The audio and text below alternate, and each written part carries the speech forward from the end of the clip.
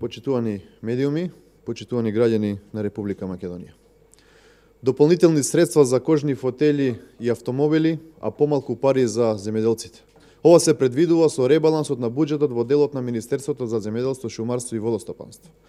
Додека земјоделците мака мачат како да најдат откуп на произведеното, додека ги чекаат ветените субвенции и мерките за дополнителна помош, Зоран Заев во неговиот ребаланс во делот на Министерството за земјоделство предвидува дополнителни 25.000 евра за купување на мебел и нови 150.000 евра за купување на автомобили. Заев и Димковски кратат и неверојатни 20 милиони евра од ставката за рурален развој од буџетските средства на Агенцијата за финансиска поддршка во земјоделството. Тоа се пари за унапредување и модернизација на земјоделството. Ветува многу, не реализира ништо. Откуп нема, земјоделските производи завршуваат на буниште, земјоделците немаат пари ниту за да си ги зораат нивите, а не пак да преживеат.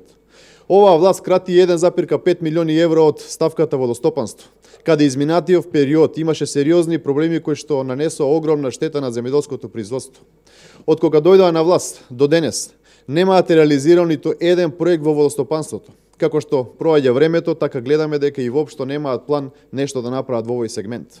Почитувани, пред известно време обелоденивме дека програмата за финансиска поддршка во земјоделството е во минус од 65 милиони евра, а денес гледаме дека со ребалансот не се одвојуваат пари за земјоделието. Тоа значи дека земјоделците и понатака ќе ги чекаат ветените субвенции. Со ова власта уште еднашка покажа дека земјоделството и македонскиот земјоделец не се во фокусот, односно земјоделците како и досега сами ќе мора да се снаоѓаат во решавањето на своите секојдневни проблеми. Со СДСМ земјоделието не може да тргне од мртва точка. СДСМ мора да си замине. Затоа потребни се брзи предвремени парламентарни избори. Ви благодарам.